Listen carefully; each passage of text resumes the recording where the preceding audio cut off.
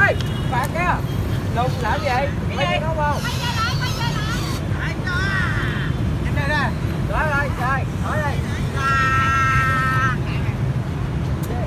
Lên đi, người tiếp theo. Chưa được cái nào ha. Ê, Thủy lùi. Ê, không tính. Một, ok. Đi ra đây. Đây kìa. Có người chứ chạy lắm, thử rồi.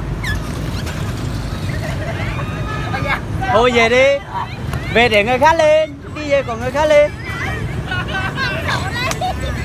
Rồi. Cái này đợi xanh ấy lại rồi. Ô, để bao nhiêu lần nha. Ai chịu bỏ cái cây vô chi vậy? Làm sao mà người ta Quý. thổi? Quý ơi, quan sát cái này xem ngã bao nhiêu đổ bao nhiêu lần nhá.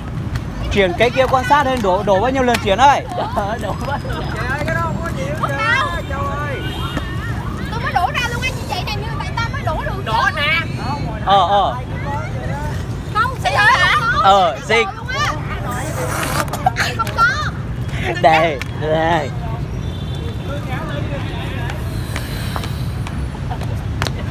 Một.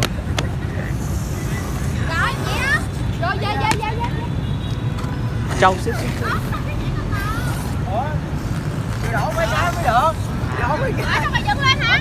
Đi quay về. Dạ. Ôi, người ba. Cái giờ Quay, sao không cài ơi? ơi, bỏ. Hả? Thôi, chạy tội đi.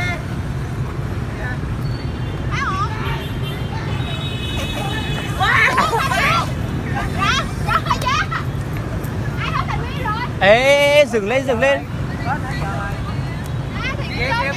Game cái đúng. Biết mà không ai nghe luôn á. Đi ra.